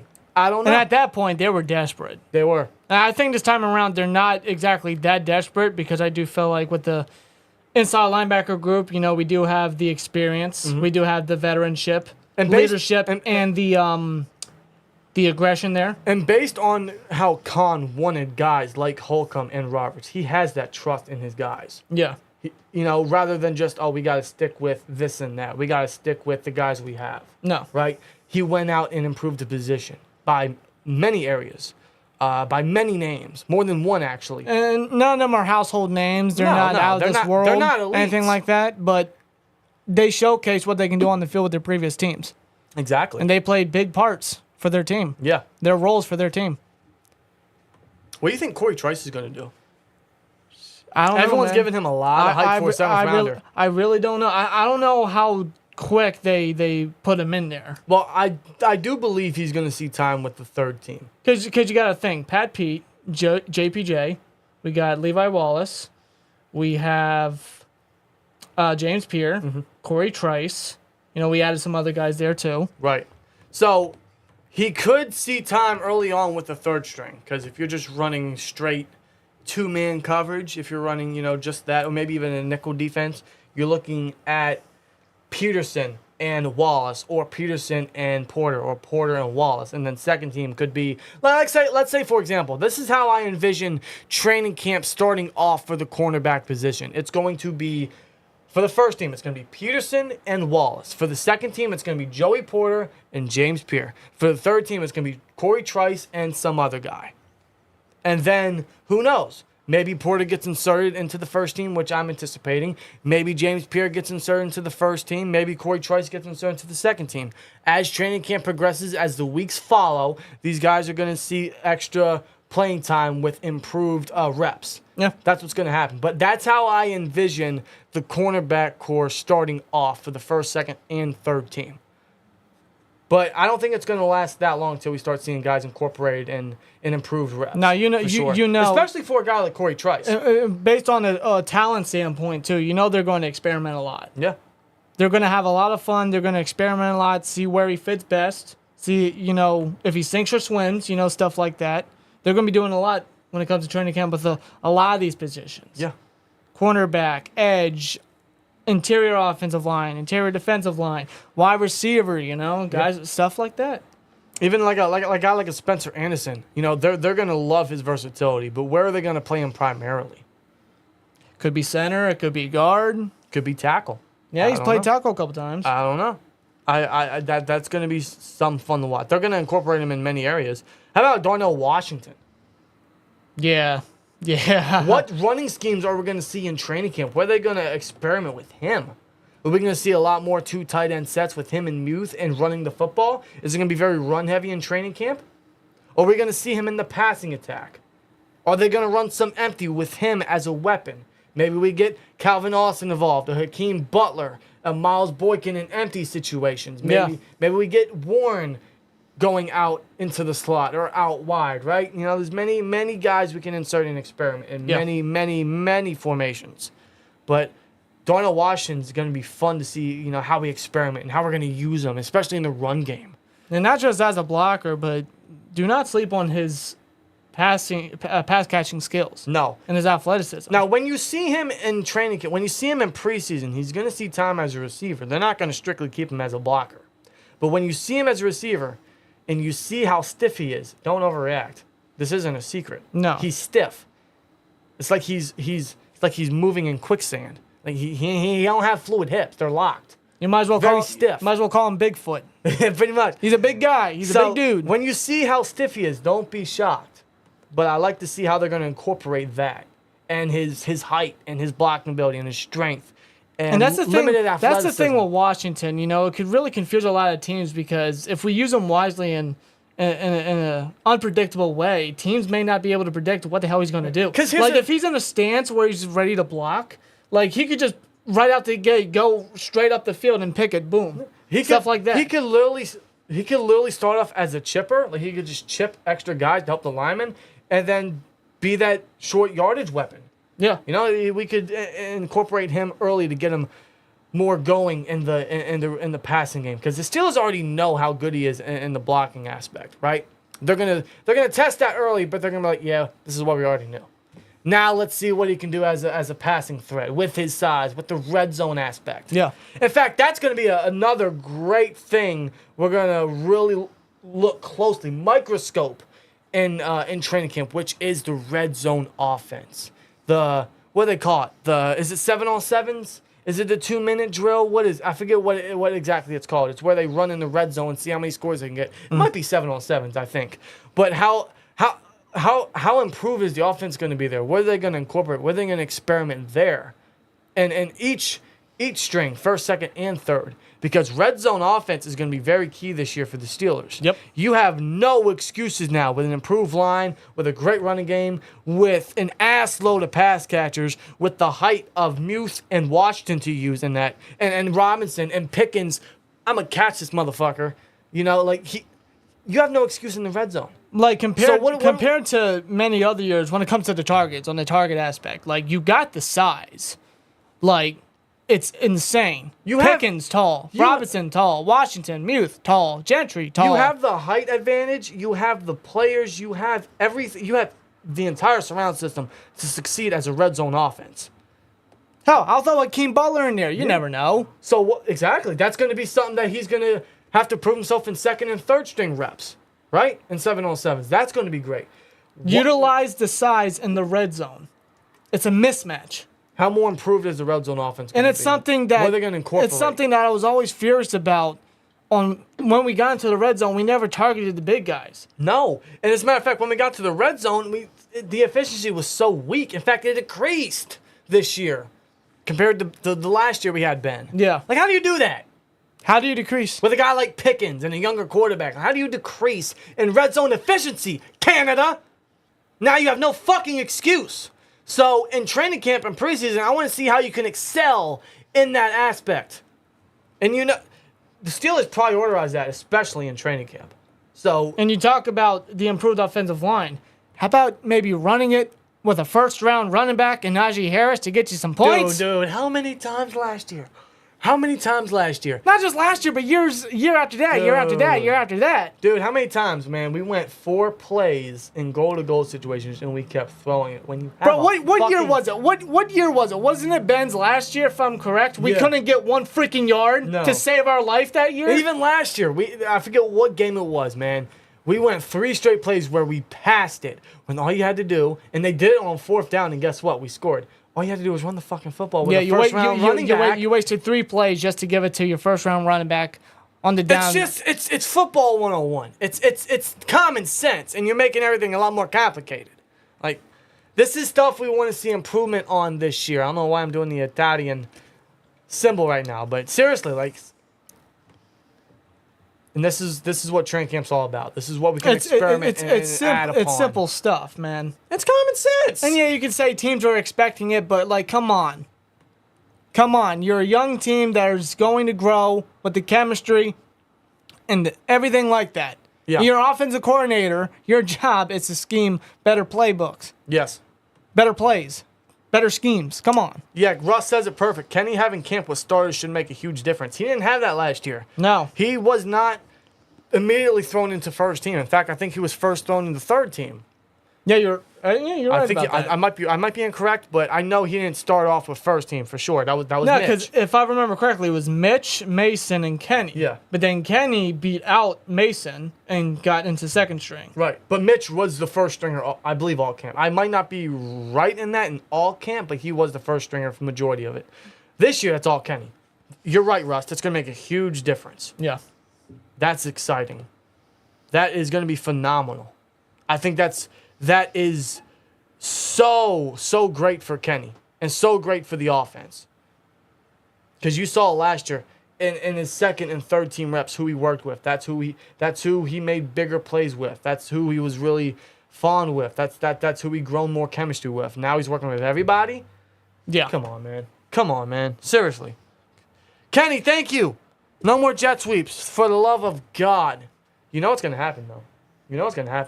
Yeah, we'll be at we can't escape it. We'll be at the 1 yard line, and he'll have Calvin Austin be ready. Remember when Claypool did all the time? Yes. Speaking of Claypool. And yeah, sometimes Claypool got in, sometimes he didn't, but it's like, are you serious? Like, you have a running back, and you want to give it to a wide receiver. For real. Doesn't make sense. It never made sense, but yes, Claypool. Yes, Claypool. He's on the PUP list for the Bears. The physically unable to perform list. For now, it may not be that big of a deal. No, but just remember that the Bears, Ryan Poles, traded the 32nd overall pick, the first pick of day 2, a second-round pick, to Omar Khan and the Pittsburgh Steelers for Chase Claypool. Thank you, Bears. Omar Khan somehow fleets the Bears out of a second round. I don't know how that's possible. But it happened. Well, my assumption is they didn't want the Packers to get Claypool. But it seems to have helped the Packers because Watson showed the fuck up last season. You're really going to sacrifice the first pick of day 2, which they didn't know they were going to get. But a second-round pick well, you got for the most clumsy and underwhelming wide receiver I can remember in how many years? Dude, I've never seen a wide receiver so big play so small. I'm sorry. There's nothing else you have to say there. I mean, it's so freaking true. I wish him all the best in the world. But people are continuing to question his work ethic and if he's really all into his career. And I seen it a week ago. He's not I seen it a week ago. I think it was on. He posted I think it was an Instagram story. Claypool was like mocking the people that doubt him and say he doesn't have work ethic and everything like that. Like he's doing a face palm. He was faking his face palm and everything. He put the caption of something like, "Oh no, these people think I don't have work ethic." Like he's pretty much mocking the haters. Yeah. Supposedly. Well, I'm sorry, Claypool, but after your rookie year, I didn't see progression. I didn't see a better you. You got to be some sort of player to peak in your rookie year, bro. I saw no upside from your rookie season in year 2 and half of last season. Bro, I saw nothing. Nothing. He had 4 touchdowns in one game, man. Wow. Just wow. Nothing. Anyway, we don't have to deal with him. We have George Pickens. We have Calvin Austin. We have Allen Robinson. We have Deontay Johnson. So I'm very fond of this wide receiver core. I think it's improved, especially from a vet aspect, from a mature aspect. And yes, I did say that because, the wide receiver room needed it. And we got Joey Porter Jr. out of it, so fuck yeah. Swear jar. Thank you, Chicago. Yeah. And chat, you guys can get involved in this. Please do. Which rookie do you think will have the biggest impact for the Pittsburgh Steelers this year? That's a good And question. this is a great draft class we're talking about. This is one of the better draft classes in many years for the Steelers. From a talent aspect, from the value they got each of these guys is just, it's still mind-blowing months after the fact. Yeah. But which rookie do you think will have the biggest impact? Broderick Jones is going to have that camp battle with Dan Moore. Joey Porter Jr. is a fan favorite. I mean, he's going to be mentored by some of the best in the league, from coaching and from players. Yep. He's going to see time in sub-package situations as an outside guy. He's probably going to get first-team reps early on. And Keanu Benton, he's going to be that young bulldog legitimately on the defensive line. I mean, Keanu Benton, hopefully he makes an impact in the run defense. That's going to help a lot with a stacked defensive line core, a stacked front seven. And a great defensive line coach in Carl Dunbar. Nick Herbig, he's not going to be thrown in immediately because we signed Marcus Golden, but, he's going to see time as an edge piece. For sure. And Watt's going to continue to take him under his wing like when Watt visited Wisconsin every now and then. Absolutely. Darnell Washington, Bigfoot himself. I'm going to start calling him that. I'm going to start calling him Bigfoot because he is a big guy. And he's going to improve the run game so much. Yeah. And that's where the Steelers are leaning to now. They're trying to go back to old Steelers football. Run the football and great defense. Yeah. So he's going to make an impact there. How much? I don't know. So which rookie do you think could have the biggest impact? Could Corey Trice, make a name for himself? Yeah, could he be a true late round gem? Now, he has a lot of bodies to get over. Yeah, of course. A lot of guys to climb up the depth chart. I don't know if he's going to do that immediately, but I will say this: his projection was a late day 2, early day 3 guy, but due to injuries back at Purdue, he fell all the way down to our first pick in the 7th round. So. In a talent aspect, I mean, and where we got him, it's possible he could be a true late round gem. I think so, but not immediately. Not immediately. So when we talk about biggest impact from Steelers rookie, and I see you guys saying in the chat, and I got agree, and it's really tossed between Benton and JPJ. And the reason we don't say Broderick is because he is raw. He may not even be the week 1 starter. So there's no immediate rush for him to have an immediate impact. We don't want Kenny killed, but I think he's going to be the improvement. But we're talking immediate impact. Guy that'll see time early, guy that will make plays for this team, right? Guy that'll just show you why we drafted him. And you guys are saying it could be Benton, could be JPJ. In my personal experience, I love Keanu Benton, but I got to go JPJ. And yes, I'm not going to lie. It has something to do with his name. His Joey Porter Jr., Joey Porter's son, PZ Jr. But it's more so when you look at these rookies and their roles early on and you see how they're going to incorporate these guys. It just seems like to me, Joey Porter Jr. is going to see the most immediate time as a starter and more experience with the ones, as well as how much he's going to be incorporated with this defense and who he's mostly going to learn from. He's got a lot of great minds to learn from. A ton. And I think because of the slot position, we could see Patrick Peterson in there. Joey Porter Jr. is going to be inserted in sub-package as the outside guy opposite Levi Wallace. We mentioned that earlier. Pearson could be working as a slot piece. We'll see that in training camp, see if they experiment with that. In that case, you got to love Joey Porter's odds of seeing time early on. And if that's the case, he's a student of the game. He's learned from Patrick Peterson. He's got Minka up top to speak to. Terrell Austin, Grady Brown have been tremendous additions for years now. Yeah. So you gotta love his surroundings, and you gotta love the guy, the player, the mindset of Joey Porter Jr. Yeah. And just back at his Penn State days, just the way he played, it was sticky. He's just sticky, physical, aggressive. He's not a ball hawk. He's not a turnover kind of guy, but we already have players for that. Minka, Pat Pete, Wallace here and there, guys like that. They're more so the ball hawks, the turnover guys. Casey's another name. You know what I'm talking about. But Porter is just that guy that's going to cover a wide receiver and stick with him. Dude. He's rarely out. And that's all I ask. That's all I ask. Because he's rarely out his position, man. He's always making a play on the football. He's always he's just always around the football. He's a playmaker. He's always on his man. He's just very, very sticky. Might as well call him Elmer at this point. I mean, seriously. But I also don't want to roll out, like you guys are saying, Keanu Benton, because of course, the lack of a true defensive tackle, of a gap filler, of someone in between Hayward and them is just, it's been shown for how many years? It's been very evident since Hargrave's departure. Yeah. We've had fill-in guys that did real good for like a year or two, like, for example, Alawalu. Yeah. But they were just rentals. We don't have that true guy. Benton could be. He's gotten a lot of praise from Terrell Austin. He's going to see early time on rundowns, and if he shows that immediate impact, he could see time as a 3-down defender much sooner than a lot of us anticipate. Terrell Austin's already said he's much more polished and advanced than many guys. And many guys he's scouted, honestly. So that is high praise from a great defensive coordinator, right? Someone that's been around the league for many years, been around some elite talent. So Keanu Benton, as a run defender, which has been a serious kryptonite for the Steelers defense for many years, has hurt this team for how many years now? If he can seal that very quickly, that's massive. That is massive. And how he was, man, with his quick off the ball, how quick he is off the ball, off the snap, quick off the snap. You know, he's a bulldozer, he's a bull rusher. His pass rushing ability, you know, could definitely grow. But once he adds upon that, man. Yeah, that's just going to make him a even more scary defender. And that's why he could be a 3-down defender down the road. Maybe by year 2 or 3. Could be. So I think that's going to be fun. But which rookie will have the biggest impact immediately for the Pittsburgh Steelers? So that's what training camp's going to be about.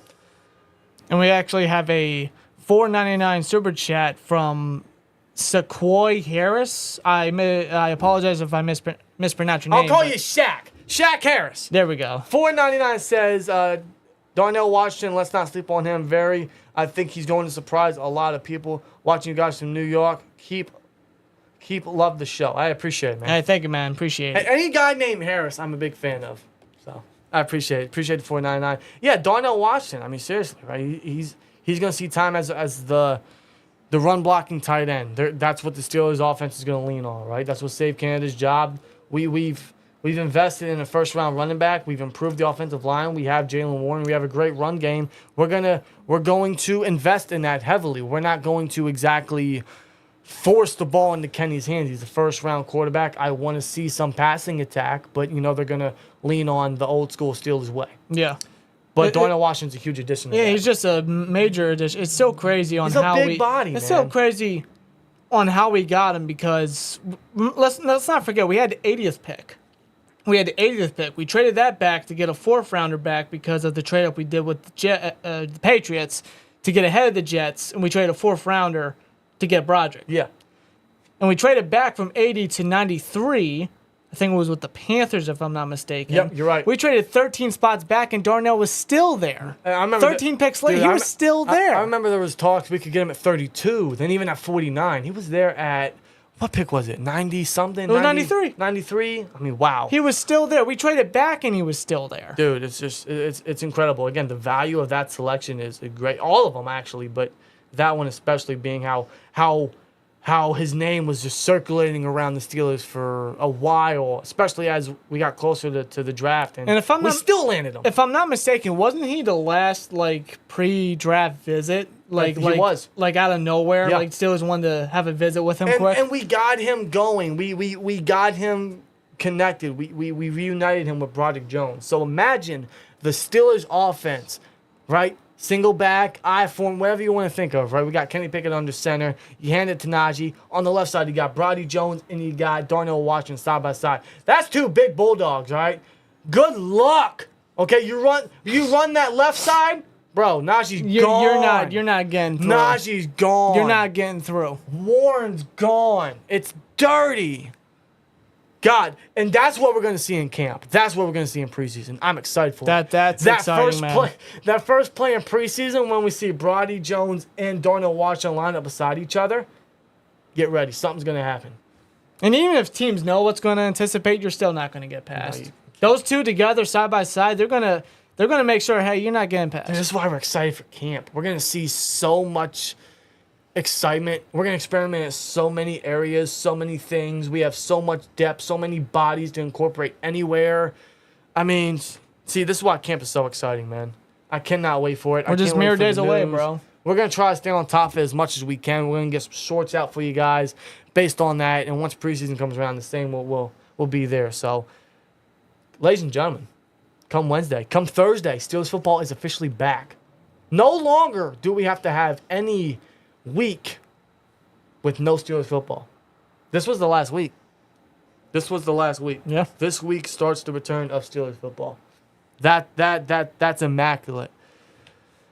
Let's see. Russ says he the right number, and Ike Taylor. Ike didn't have interceptions, but shut down every number one corner he faced. Yeah, he could very, very, very, very similar. He's wearing, of course, Ike's number, Uncle Ike's number. Yeah, he is. But that's who he reminds me of. That's a great. Now, obviously, better hands, but but Joey Porter was never a ball hawk.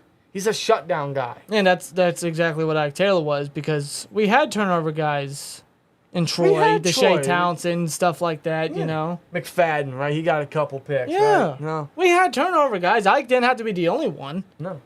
Or the main one, I should say. He was the lockdown piece. That's what Porter could be, man. We have such great depth to keep a fresh rotation going, to have fresh legs to close games out like 90s Cowboys did when they won all their Super Bowls. Exactly. And that's very important at every position, but especially like edge, right? Where because you know Steelers football. It's going to come down to the wire. We're all going to have heart attacks by the end of the game. We're all going to be on the edge of our seat. It's going to be closer than it should be. You know, it's Steelers football, okay? Nothing's pretty. Nothing's great. It's not ever a massive blowout, you know. We know how the Steelers play football, okay? Just because of how excited we are, let's not be blind of how they actually showcase stuff on the field sometimes, okay? It's Steelers football. It's never pretty, but it's never fully 60 minutes, but you know they're going to come down to the wire. Yeah. At that point, we're going to need a guy like Watt and Highsmith fresh. Now we got guys to keep them fresh. It's great. And that's not just edge, but interior defensive line too. Exactly. To get that interior pressure. And to get Cam Hayward off the field, catch his breath a little bit. I'm not calling him old, but he is getting older. Yeah. But, you rotate your guys, man. It's going to be great. You got you twins broadcasting from camp. We don't know yet. We do not know yet. Our work schedule could get in the way. Yeah. We want to get to camp. We have vacation coming up, so we might schedule a day or two to get out to Latrobe. We went there last year, Friday Night Lights. That didn't turn out well. I'm not going to get into another rant about that. But we want to get back out there. And if we do get back out there, we might be live streaming for it. You know, broadcasting camp and all that stuff. So we're definitely going to try our best. We're going to try our best. There's nothing confirmed. We're not saying we will, but if we do, we'll update you guys in the community tab, in future live streams, and especially on Twitter. Or what is... No, it's now the X. What is that? It's no longer Twitter. Elon is now calling it X. It's not... No one's calling it. So, okay, if it's not a tweet, what is it? A Y? I don't know what it is. I don't know what Elon's doing. I don't know what goes through his mind. I didn't like Twitter, but I definitely don't like it now. Just what's the point to change the name? Why does it need to be changed? Who asked for it to be changed? What is X? Anyway. Like, what is Elon? I don't know. Guys, I got 2 words for you. Run left. Rob's got 3 words for you. Run the ball. There you go. It's that simple. Although we want to see a passing attack, seriously. Najee, you do it when it's right, okay? Yeah, seriously. Not on a 2nd and 24. No. Yeah, I'll flip. I'll flip my shit again. Najee getting another 1,000 yards. I agree, and he's gonna be more healthy this year, hopefully. So. I'm pumped for Isaiah Seumalo. That's good. That's going to be a great addition. I think that's going to be evident. That'll be one of the more immediate free agent additions for the Steelers, is that especially. I think that's great. We got 2 leaders, 2 experienced guys at the guard position. That's phenomenal. Yeah. That's phenomenal. That's going to help out Brody Jones, or even if Dan Moore's a starter, that's going to help out Dan Moore, as that's something that people are throwing at. Well, Dan Moore didn't have a good guard beside him. Well, now he does. So if he is the day one starter over Brody Jones, then there you go. Twins, am I right? Are you guys from my area? Palmyra. I'm from Elizabethtown. We're not from Palmyra. No. No, we're not. In fact, we're going to be on the move soon out of where we're at. So, and that's going to be, I believe, after preseason. So, a little rough time, and we're going to get it done. Ike didn't catch interceptions. He couldn't catch a cold if he tried. He worked out with the receivers and still couldn't catch a football. Seriously. As long as his hands worked in press coverage, all right? Yeah. Nice Tokes, and that's TN member. What's up, bro? He said, did you see the Madden disrespect yet again? They hate us. I don't know how you make Kenny Pickett a 73 and a Bryce Young a 74. Bryce Young hasn't played football in the NFL. He hasn't played a snap in the NFL. He's a higher rating than a guy that did take snaps. How is Kenny Pickett a lower overall than Mac Jones? This is going to be impromptu. I'm going to look at Steelers players Madden 23 ratings because I can't remember them all. I'm not going to get too head. upset over Madden ratings, but I'll tell you this. I'm not buying the game. I haven't played Madden since Lamar was on the cover. I think Minka should be the number 1 safety. No disrespect to Derwin James. He's phenomenal himself. Did I put 23? It's 24, isn't it? Yeah, Madden 24. Yeah, I'm a dummy. With Josh Allen on the cover. Yeah, congratulations, Josh Allen. Let's hope you don't get hurt. Yeah. Knock on wood. Seriously. Because he's a fun player to watch. This ain't loading. It's not loading? Hold on. Well, Rob's going to look up the Madden 24 ratings. Yeah, you can do what you got to do, Dan. Guys, this is what twins are for. Yeah.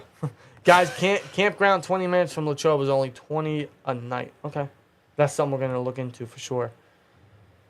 Less censor is always better in my opinion. I'll admit, though, X is a little odd. I just don't understand it. I don't know what they're doing. I don't know what they're doing. This is why people are moving to threads, honestly. Dan Moore put on 15 pounds of muscle. He's not giving up his spot without a fight. No, I Nor should he. What's the word I'm looking for? What is the word I'm looking for? You can appreciate? Yeah, pretty much. I'm very appreciative of Dan Moore. Dan Moore's not an idiot. He sees what the Steelers are doing for the future. Ben even said himself he's a hard worker, and I don't deny that. I don't deny that at all. I'll never take anyone's work ethic away from them. No. He even tried working as a right tackle without the Steelers' knowledge. So maybe that's something we see in camp. Maybe they test him as a swing guy. And we all know and are anticipating Jones to be the future tackle for the Steelers. But there can still be a role for Dan Moore. Of course. That swing guy. Yeah. That additional guy for short yardage, goal line situations. Imagine a goal line situation where you have all your starting 5 offensive linemen being Brody Jones, Isaiah Semalu, Mason Cole, James Daniels, Chuck Scorefor. You got Muth in there. You got Darnell Washington. Then you also got Dan Moore in there. Those are big bullies right there. That's a lot of bodies right there. Hey, Najee, just give him the score there. Seriously, man. Or even Warren, because Warren's going to see time in the goal line as well. Yeah, I'm excited to see what Warren can do in year 2. Jalen Warren is giving me like a Doug Martin look, a Doug Martin feel. That's actually not a bad comparison. That's a real good comparison. From the way it looks like a mini bulldog, you know? Yeah. He's got extra muscle. He's just a bully with the football. Yeah. He's so talented. He just, no matter what role you have him in, no matter what he can do, he's always providing for the offense. The man's just focused when he's on that field. He's just an all-around great running back, an all-around great player. He produces everything you could ask him to do. You want to pass block? He's got it. You want to run the football? I'll double it. You want to catch the ball? Forget about it. I got you. And Najee's the same way. Yeah. I think it's immaculate, honestly. All right, finally, I got the Steelers Madden 24 roster ratings. All right, go. And best to worst, obviously. T.J. Watt's number 1 when it comes to the Steelers, 94 overall. 94. Now, it's not bad. 94 is a great overall when it comes to Madden. But, I mean, this is T.J. Watt we're talking about here. Yeah. I'm not much of a picky guy, to be honest with you. But T.J. Watt should be maybe 3 overalls higher. Oh, easily. At least. Cam Hayward, 93. That seems appropriate. That's respectable. That's appropriate. That's great. Minka Fitzpatrick, 93. Yep. I can accept that. I can expect that, too. Not a big deal whatsoever. Next after that is Pat Freiermuth at 85. Oh, wow. That's a great rating. That's real good. That's real nice. Next up is Patrick Peterson at 85. Same overall as Pat. Then we got Najee Harris at 83. Alex Highsmith at 82. Deontay Johnson at 82. And he's apparently a playmaker. So, which means he has superstar. Yeah, superstar, yeah. Yeah. Not X Factor, but superstar. No. Next is Cole Holcomb at 80. Same with George Pickens is 80, as well as James Daniels Pickens at 80. Pickens only has 80? Yeah, Pickens is 80. Pickens is 80. Okay. After that, Allen Robinson at 79. Levi Wallace, 79. Isaac Sayamalu, 78. Really? Yeah. I figured he'd be in the 80s. Yeah, a little bit. You figure that, but it's Madden. Brandon Mann, the punter we brought in for what's his name? Presley Harvin. Yeah. 77. Wow. I didn't anticipate that. Chris Boswell, 77. Wow. He's literally one of the best kickers in the league. I suppose he's a top 5 kicker in the league. He is. You're right about that. But he did kind of have a down year last year. Let's be real. I disagree. He kind of had a down year. What are you saying? It was a little iffy last year. Not saying that Boswell's a bad kicker. I'm not saying the man's reliable. He's all reliable. Oh, I trust him. I trust him, no doubt. But he did kind of have a down year. He a missed little 8 bit field last goals. year. Yeah, I see what you mean by that. That's exactly what I mean. It was kind of an off year. I don't know what it was. I really don't, but well, I trust him. I trust him to bounce back. Boswell's Boswell. He's all reliable. Next is DeMonte Casey at 77. Then Kevin Dotson at 76. That's generous. Then we got Joey Porter Jr. at 75. Wow, that's a high rating. Yeah, that is. That's a real high rating. That's our highest rookie. Keanu Neal at 75. Jalen Warren at 74. Larry Ogunjobi at 74. Broderick Jones at 73. Chandon Sullivan at 73. Atlanta Roberts at 73. Kenny Pickett at 73. Kenny Pickett's got to be at least a 75. Come on. Marcus Golden, 73. Anthony Miller, who's no longer with the team. No, he's not. Is 72. He's gone. Best of luck to him. Dan Moore is 72. Mason Cole is 72. Mason Cole's 72. How is Mason Cole the same rating as Dan Moore? How is Kevin Dotson the higher Mason rating Cole than Mason did Cole? real solid last year. How is Kevin Dotson the higher rating than Mason Cole? Yeah, I don't know about that one. I would have Mason Cole at maybe a 77 at least, if I'm going to be real with you. Yeah, that's fair. 70. He's right under James Daniels. I don't know about 72. Let's get out of here about that. Presley Harvin, 72. James Pierce, 71. Kendrick Green is 71. What? I don't know why. 71? Why? 71 for a man that didn't play one game last year. They tell me Broderick Jones is 73, but Kendrick Green is 71. Why? What? Miles Boykin is 71. Montravius Adams is 71. Calvin Austin is 70. Wasn't that his rating last year? Yeah. So it's the same, which is appropriate. The guy didn't play. Chuck Secor is 70. He's always been a low overall. Yeah. I've had to manually upgrade it just so that I could actually throw the football. Although I feel like Chuck's ain't that bad. No, he's not that He's bad. He's nothing great, but he's not that bad. He's not that bad. Next is Keanu Ben at 70. And now we're going to reach the 60s. Darnell Washington is 69. Nice. Duke Dawson, I forgot this guy was a part of the team. Yeah, he could be in the slot. He's 68. Then we got Anthony McFarland, 67. But we got some decent rated rookies. I ain't gonna lie. Armin Watts, 67. Corey Trice, 67. Gunnar Olszewski is 67. Miles Killebrew, 67. Mitch Trubisky, 67. Quincy Roche, 67. Brandon Fihoku, 66. I forgot we got Des Fitzpatrick. Yes, we do. DeMarvin Leal and Des Fitzpatrick is 66. I forgot. Yeah, I remember the Titans traded up for him in the draft, and he didn't really do much. No, he didn't do much, but he's another tall body that, we could see something out of. You'll see him in 13 reps. You'll see him work with Mason and Tanner Morgan in preseason. Yeah, we'll see.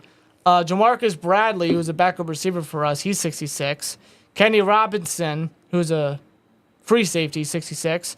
Nick Herbig, who they have as middle linebacker, is 66. I know everyone said maybe he can play middle linebacker. He's an edge piece, bro. He mainly played edge at Wisconsin. He had snaps as an off-ball linebacker, but it was extremely limited snaps. No, and I wouldn't consider him an inside guy. Not right out the gate. Not right out the gate. No, I mean, he has experience in a 3-4, so yeah, he's gonna play snaps in coverage, but not inside. No. After that is Tanner Muse, 66. Hakeem Butler, 65. Luke Barco, 65. I'm excited for him. Luke Barco? Yeah, because, he's the guy we signed very much like a Hakeem Butler out of the XFL. Let's see what he can do. Yeah. And he also played for Hines Ward. My boy. What team was that? Why can't San Antonio Brahmas. Yeah, that's what it was. The Brahmas, yeah. The Brahma Bowls. Yeah, the Rock. For the Rock. Nate Herbig, 65. Rennell Wren, who's a D tackle, 65. Trey Norwood, 65. Zach Gentry, 65. Chris Wilcox, 64.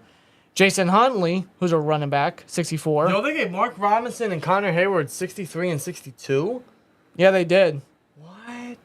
That's lowballing. Yeah, they did. That's Robinson, low-balling. 63. Hayward is 62. That's lowballing. That's just rude, bro. We got Spencer Anderson, 62. Mason Rudolph is 60. And that's really? pretty much about it.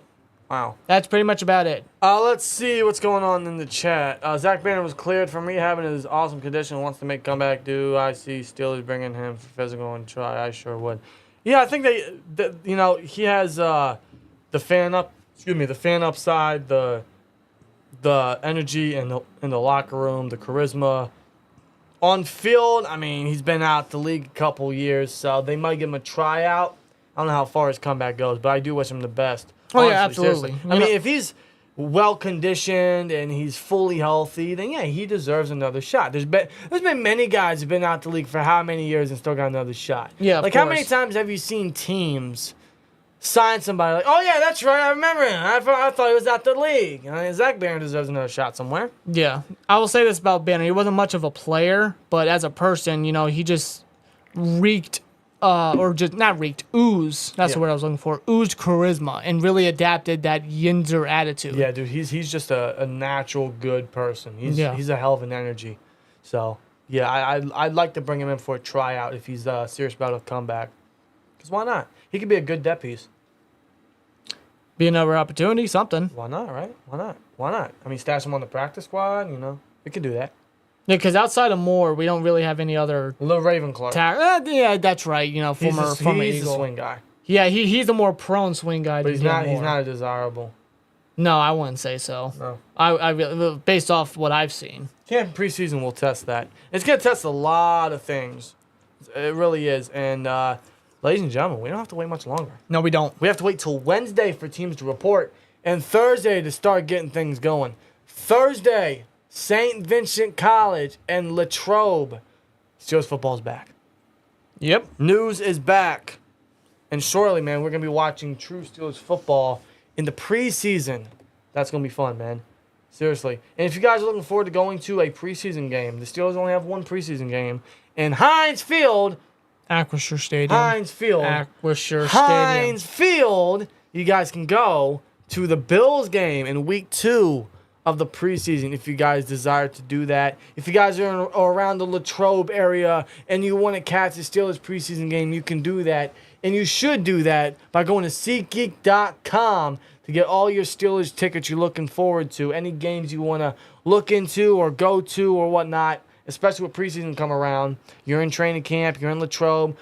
Go to the Steelers game. Go to SeatGeek.com, purchase your tickets, and the best part, code SteelTwins at checkout. Save $20 off your first SeatGeek purchase. So still go to Steelers game, enjoy yourselves, and save some money in the process. So yeah, again, man. That is SeatGeek.com, code SteelTwins at checkout. $20 off your first SeatGeek purchase. So I think we're going to call that a live stream. This is a great discussion we had discussing the Steelers training camp and pretty much previewing a lot of things, what to look forward to. We really exercised a lot more than I thought we would. Yeah. And I think it made a great discussion. And especially with you guys bringing up more topics and more names. Guys. Yep. It was great, man. It was fun. And I'm glad we're still getting into the live stream vibe, the live stream aspect, as it's going to be live stream season for us because watch parties are coming, live previews are coming, all that stuff. It's going to be fun.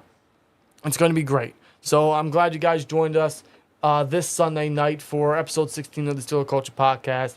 And again, a huge shout out to Mark H. at Sketchy23 for winning the Le'Veon Bell signed Pittsburgh Steelers jersey by entering the little giveaway entry we had. So shout out to him, man. We're going to get this shipped out to you ASAP. Hit you up on Twitter and get your info out. And, of course, for the STN members, if you guys want to enter the Marquise Pouncey signed jersey giveaway and a chance to win, because it's going to be part of the Pouncey giveaway jersey. This $50 Steelers Pro Shop gift card will be involved in that. It's for STN members only to enter. All you got to do All you got to do, enter or join the STN, the SteelTwins Nation memberships for only $1.99 a month. That's it. Damn near free. Not just that, but it comes with emotes, it comes with early access and all that stuff. So, and more giveaways are coming for your STN members, more exclusively for your STN members. That's all you got to do.